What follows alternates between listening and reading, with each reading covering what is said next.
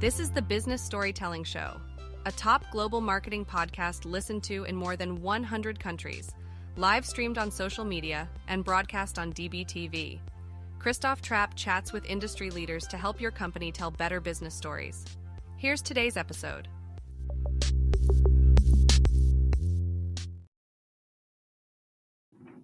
Hey, business storytellers. How's everyone doing? Christoph Trapp here, episode 667. Nice to see everyone. And we want to talk about AI again today. We've talked about that topic many times already. But today, a little bit of a different spin. How is AI actually changing, revolutionizing, whatever you want to call it, the grab and go food industry, vending machines, basically? Interesting topic. Never thought about that. Hopefully it's making it easier because I am not a fan of standing there, putting in my coins. How annoying. So annoying. Aslak de Silva, he is the CEO at the selflystore.com. We have that URL down below. If you're watching, you can see it certainly. And if you are listening on Apple or other platforms that don't have video yet, selflystore.com also in the description. So let's find out. AI vending machines, what are they? What are they doing? And why do we need them? So, Aslak, nice to see you. Welcome to the show. Thanks, Christoph. Nice to be here. And you are based in Finland, so really appreciate you making the time late in your day. Maybe it's not late in your opinion, but I'm an early riser, so this time of the day is late for me if I were in your shoes. But give me an overview. What is Selfly Store and what's an AI-powered vending machine? Yeah, sure. So Selfie Store is a kind of intelligent vending machine or a micro store, whatever you want to call it. The purpose for the consumer is that it's predicting what you need beforehand. So wherever you go, so where you have selfie stores around you, there are different parameters which will tell the selfie stores that, okay, consumers are coming and there's this demand. And for consumers, there is as simple to use as your home fridge would be, that you basically have your credit card, Apple Pay, whatever, and you get access to open the door, you grab the items, you can keep them in your hand, check that they're in good quality, place them anywhere if you don't like them, pick how many of you want, and when you close the door, you are automatically charged. But then what's the AI and what are we working with is then like I shortly mentioned there, to predict the consumer demand. There are lots of parameters that can predict the demand. So of course, if the location is similar, so if it's an office and lunch hour comes, so you know that, okay, yeah, maybe people are going for lunch, so they might want sandwiches or salads or whatever they want, and then maybe something with that, so maybe a beverage and a cookie. But let's say it gets a hot day, which unfortunately in Finland it doesn't get that often. So then the demand for beverages, for instance, might rise. How much? Then the data will tell and combine the data from many sources. So we have now customers in more than 20 countries in Europe and collecting all the data and different parameters on these things. And that's where the AI is then enhancing a lot of that kind of capabilities of predicting what's going to be sold and when. So maybe that's a short story of Selfie Store and what do we work with there. I want to circle back to the whole predicting and understanding what might be sold and whatever, or what people want to buy at the time. But kind of tell me, like, before we get there, and I'll try to circle back to that unless there's some other really important story we want to talk about. But how do you, like, tell me about the origin story? Like, why did you create the store? Why is that a passion, or why is that the industry you're in, I guess? Yeah, sure. So I'm not a co-founder. We are actually owned by a stock listed company called Stora Enso, which is working with a lot of renewable materials. And originally they were making this kind of RFID tags made out of paper. And RFID tags are used to kind of in containers or fashion industry to find out with radio signals that where the stock actually is. So if you have lots of stuff in different places, so you can with radio signals read that, okay, this item was placed there. And there was a customer who was then saying that, why don't you create a vending machine where you could actually use that information and then individually know which items are in and then go and when consumers pick it up, so charge accordingly. And of course, like you were saying in the intro, that vending machines have been there, and maybe with the coins, and there's a slot where you pick up the items if they fall even into the slot, and you might kick it to get something out and so on. But then what we're changing here is that the consumers are getting them quickly and they get exactly the products, and they can even first see if they want the product. So that's the that's then the reason why we exist. For me personally, I literally hate queuing, so I think it's a waste of time everywhere. If I go to an event, I think that's the worst, that to go to a mass scale event and queue for getting something served, whereas this is very quick, so every individual can serve themselves in 10 seconds or less, which then speeds up a lot of the process, and you don't need to wait to be served, or if you hate queuing. So that's where we're going for. So I think these are all kind of the reasons why we exist, and the team is very passionate about on developing the best product and the best service for consumers available there. What's interesting to me is it's about the convenience, right? And this is certainly not AI, but I mean, I'm thinking about when you do the drive-through anywhere, and I know that's a different food product area, but I always use the apps, right? I order whatever I want, and then I just drive through and pick it up. I never get why not everybody does that, because it would go way, way faster. Now, the difference is that's like the dumb way of doing what you're talking about, because if you have AI, if I drive by whatever store, and it says, hey, would you want whatever? Because usually when you stop by here, this is what you get, right? Like, it would make a recommendation. But like, talk about that. How does it know? I mean, is it, so I work at home. I don't really go to many places, but the places I go to, they're pretty predictable, I would say. So when I get in the car, I don't even know which app it is. Google Maps, maybe Apple Maps. I don't know. But whatever it is, it says, here's your directions to this location, because that's the location where I typically go at that time on this day. It's not always correct. Sometimes it's completely off. But sometimes it's right, So how does that work when you have this knowledge in a vending machine, and you kind of like make recommendations for people? How does it know? How does it work? I mean, kind of dive into that a little bit if you could. Yeah, sure. Unfortunately, it's not to the level that you were talking there, that we would exactly know that Christoph is coming there. And that's like, we are not following these kind of things that, okay, where the consumers go. This kind of, when I'm talking about, we fit about 200 items in. So it's a very small location based on like what's happening around. Of course, you might have several self-restore next to each other. We talk about, maybe, let's say, as an example, that we work with EV charging stations, so electrical vehicles, where you spend about 15 to 30 minutes in charging your car. Then you might have there a lounge, and where you have our machines or cabinets inside. So then basically it's clear that there'll be people coming in certain time, and there's data for different time of the day, and with the frequent visits. So it's quite easy then to see that, okay, during the weekends, this is how much traffic is going to come, this is what people are going to buy, and then during the daytime, maybe at nighttime, this is the difference. And so these kind of data sources then start to pile up in a way that, okay, you can start predicting what's going to happen. Then come, let's say, holiday season or some special event around it. So then that kind of data source then enhances the kind of the basic data pool there. What was purchased, what time? Okay, let's say that use an example that we have different cabinets of Taylor Swift tours around the world.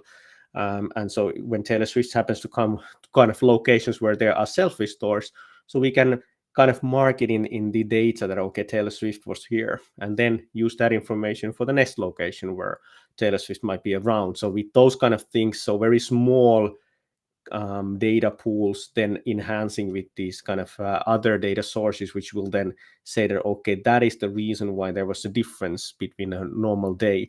And with that information, then you can start binding up. But if we then look at it, okay, it kind of sounds simple, but I think it more comes, what is then needed to be able to do this in the end is then you need to have actually a data pool that makes sense. So if you go for any normal grocery store or any kiosk, so there are thousands of different items sold. So again, the data wouldn't make sense to have in a format that, okay, somebody bought one Snicker bar today, and then another one bought a Pepsi Max. So you need to kind of decide on the level of, okay, do you go for individual items? Do you go for categories? And what do you use? Because in the end, if the purpose here is that the operator, the merchant who's making business with our self-restore there, gets the information that what should be in the stock at what time, and to help out to get more sales. And the purpose is not to be the real-time that what needs to be just now, but it's predicting that, okay, in the next couple of days, this is what you're going to need there. And that's helping you to be ready there. So when those changes come, so that the consumers, when they come around, so they're happy and they get what they want. Another clear example, I think, that many have liked is hotels and when it starts to rain. So often this is known to all of us that it might rain, but we are seldomly prepared for that. Similarly with hotels, you know that if you run a hotel for many years, that there are a certain amount of days it's going to rain. But when it starts to rain, so the consumers start to look for umbrellas or raincoats. And again, with this kind of predictiveness with the AI what we're building, so you can again take the weather data and help the refilling operations that, okay, in a couple of days it's going to rain. You might want to be prepared for that. Last time when it rained, so you sold 5 umbrellas. But in another hotel where it was a busy season, we saw a lot more umbrellas going. So the AI then could recommend, as an example, that, hey, why don't you stock 10 umbrellas? It's a safe bet. If you're left with a couple of, it's fine, but at least if you have 8 customers or more, so then they'll be happy to get those. So you kind of maximize the opportunity as a merchant to sell those items that would have high demand. So that kind of is then what starts to come up with the data that you collect. And when we combine that all data from selfie stores around the world, and to that level, then we can start estimating. But it doesn't matter which umbrella brand, doesn't matter the size, it's more of that umbrellas are sold. Similarly in the hot weather, then what are the changes with consumer behaviors, so that you can take this into account. If families start to come to your hotel, what are the families buying differently than maybe business travelers? So these kind of data sources and then data analysis is then the one that I'm talking about. So unfortunately, or maybe it's a good thing, I don't know, what do you think, that Christoph, that it's a good thing that we don't actually follow individual consumers? It's more of a big data, and just for that small location, just combining that. I mean, it's probably better, honestly, the way you do it. But really what you're doing is, right, you're putting people in a bucket instead of me knowing about me specifically, but saying, what are people most likely going to need? What are people most likely going to want at that time, right? I mean, but that never necessarily used to happen before we had intelligent things. I want to show this, see if I can pull this up. I just grabbed this off your website. But basically, this is how a visual of how that actually works, right? So first, you have you unlock the door with a card or digital wallet. We talked about that earlier. You take as many products as you wish, and then you get charged. So I guess the difference from like self checkout, which I didn't know this because I do online everything, but apparently people they go through what do you call it, self checkout, and then they don't pay for stuff, or they only pay for half, and it's so hard for people to keep up, right? Because they can't watch 8 stations or 10 or whatever. But in this case, it's all automatic, right? You take what you want and then you charge based on whatever left, I guess. Yes. So what was left? So I've got there are 2 reasons. So one, like you said, that sometimes people might forget or on purpose they don't pay. So then you lose the money. And then the other one is to have actually item level inventory all the time. So there's never need to count that what was in. So there you go with these individual tags and RFID tags in each product, which then provides you the opportunity, for instance, to sell fresh food. So the system would know, as an example, that what's the expiry date for the fresh salad that you put in, or let's say you have sandwiches there, and then use that information automatically. For instance, putting those kind of red labels there that these are now on discount, and put it on the screen and advertise it that now the salad that was is going to expire tomorrow is now minus 30% off. And this again increases then the sales, and people will buy because they will get it cheaper than normally. They are fine with the quality, they can check it out, so there's nothing wrong. And that limits then the food waste. And then again, the real-time inventory is all the time there. Let's say that nobody buys the salad, so it's easy then that the cabinet can close the door and say that no, now I will not sell because there's a spoiled product inside. So there are 2 reasons for this kind of automation here. Is that one, of course, is that nobody can steal or anything. Their shrinkage is very minimal there. And then the other one is that you will not have to manually count and say that, hey, it looks like the inventory, we have this stuff, but there's nothing left. So this is kind of gone. So it's autonomous for both sides there. What's interesting to me about that comment is we always have this, it's not a debate, but we have this conversation when you order food from the grocery store.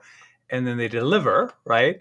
Like you don't get to pick out your own fruit, right? So like they bring whatever. So if somebody has a very different tolerance to what's good fruit versus what's bad fruit than I do, for example, they might bring you crap, right? So, but what you just said is once it hits a certain threshold, is the threshold determined by what typically is accepted, or how is that determined, I guess? And then it just doesn't sell it anymore, right? So like you don't get the bad Yeah. stuff just because it's there, I guess. Yeah, so basically what would happen that the door would be locked until a human comes and takes it away, the product. So, but yes, so of course it cannot, again, like since consumers, when they open the door, they can pick any item. So it's not doable that it would say that don't buy this fruit now, it's spoiled. But basically you can lock it. So you set these things there. So many countries have them by law, for instance, for fresh food, that you need to have an expiry date. And the reason is then that when the expiry date is gone or when you pass it, so then you're not allowed to buy it anymore. So it should be thrown away. So this is then what's controlled by the system automatically, that when that happens, so then it can lock the door and until a refiller comes or the merchant comes and fixes it, the problem. Yeah. You know what's kind of interesting is I have a tendency to make everything more complicated than it needs to be, right? But I'm like, oh, this, how does it do? Like it analyzes the salad and then it says, oh, this is not good, right? But that's not even how you do it, right? What you just said is, I'm like, oh my God, like it doesn't have to be science fiction. What you said basically is once the expiration date hits, right, it'll connect that and boom, you can't sell it anymore, which of course makes way more sense than some bionic eye flying through the vending machine. Do you know what I mean? And going, Yeah, oh, this color is not. So again, my point is like we have all this data all around us that can be used when systems are set up correctly. Because like even the expiration date, right? If you go and look at that yourself, you have to look at it yourself. And in a vending machine, in a traditional vending machine, you didn't even know. You couldn't even see it probably until you bought it, and then your money was gone and it's in your hand. So yeah. certainly that's interesting. Okay, so let me ask you this: where are these vending machines being used most commonly? Certainly, I'm in my home office. I don't need one here, but I've been in offices where people would have them. Airports, I guess. Yes, I've seen them there. But like, give me some like the top 5 places Yeah. where your machines show up. Yeah, of course, vending machines have been there for ages, so there are lots of spots where they are placed. But where do we see selfie stores? Maybe the new spots for us is, like as I mentioned there, the EV charging stations where you have electrical vehicles. These kind of new lounges that are built for those hospitals where you have a need for even for doctors and nurses, but also then the visitors in the hospital, patients and their families. We see hotels going for this, so kind of self-service is there, and having high quality food in hotels, for instance, has been lacking. And if you have no time to go to the restaurant, as an example, so then these are the places. Offices are, like you said, we work a lot remotely, but many of us work hybridly and change locations. So this is an excellent way to kind of not to have maybe a canteen cafeteria open every day, but you can have it then limited hours and also longer hours. So we have also factories and others where nobody's anymore providing service. There's no hot food available at night, but with this kind of self-restore model, so you can still have fresh food there, which is high quality, and have maybe a microwavable product. So we do have freezer as an example as well, where you can sell ice cream or ready-made meals that you can just microwave. So these there as well. And then, like you said, airports and these maybe these kind of stations where you have a lot of traffic, where people have need to kind of quickly grab and go. So like I said, the difference here is that you can buy in 10 seconds and just move forward and still hold the items in your hand. So it's not like that you need to press a code. You just open the door and just pick how many items you want and just close the door and move on. So this speeds up a lot of these processes, even though sounds that it doesn't take that much time when you have to kind of find the code that I want at 1, 2, 3 now and put in the coins in, but it just takes time. Similarly, as even if it's just that you walk out and scan the products that you go, there often is a queue or something you need to scan and place them in a certain place and so on. So this delays a lot of the purchasing process. And when we talk about that, somebody needs that in mere seconds. So this is then the way to go. So of course, those places as well are commonly using self-restores and other similar products that are there. I mean, it's just very interesting how things evolve. So the one question, you keep talking about fresh food, like really quickly, maybe like a minute here or so. But traditionally, vending machines, people think of them maybe, like junk food, right? Not even junk food, but like candy, basically, right? So like, what's the importance of fresh food? Is that what you stock mostly, or what are like the most common items you have? Yeah, yeah, more than 50% of the items sold from our cabinets are actually fresh food. So they can be really healthy salads to sandwiches and these kind of portions that are bowls or so on. So poke bowls and others. And this is what we see maybe has been lacking, that conveniently and quickly getting this kind of food has not been available before these kind of technological developments where you can actually automatically control the expiry date management and know exactly when was what put in, who put it in, and so less inventory management on these things. So we do see, for instance, restaurants opening these more like a pop-up selfie stores or putting them aside so that the cashier serves the ones that need certain orders that they specifically want, and those who know what they want and want it quickly. So this will speed up a lot in the process. And again, extra cashiers quite easily available and also in different locations. So that's why I think the fresh food trend is there. People still want to eat healthy if that's possible. So this is a good solution for that. Yeah, definitely no disagreement from me on that. I like to eat healthy, especially when you're out and about and running around, which is kind of the grab and go concept, certainly. And sometimes that wasn't an option. Really appreciate you coming on the show, and maybe if you can just for the last couple minutes here, or 90 seconds, I guess, roughly, tell us who should reach out to the company. Like, what are their main problems? Like who typically reaches out, and who should reach out to you to work with you? And it was nice to see you. Yeah, thanks, Christoph, for having me here. Basically, so what we Selfish Store do, so we manufacture the empty cabinets and work with the software and data there. So we are not the ones who are serving. So whoever wants to start their own business or expand their business and serve their consumer customers and operate these machines themselves, so should reach out. If you're a hotel, airport, gas station, office manager, so on, and you want to be able to provide more of these kind of services and solutions for your customers, so then they should reach out to us and find us out and understand. What we do is that we are fully focusing on how to actually enhance the consumer experience and make more money. So that's what we are going for. So the first and foremost, the revenue all the time, and which has been happening. So year on year, we talk about 30 to 50% more revenue on all of our customers in all of our cabinets on average. So that's where we're focusing on. So if you want to make more money and with the consumers that are around you, so then you should reach out to us.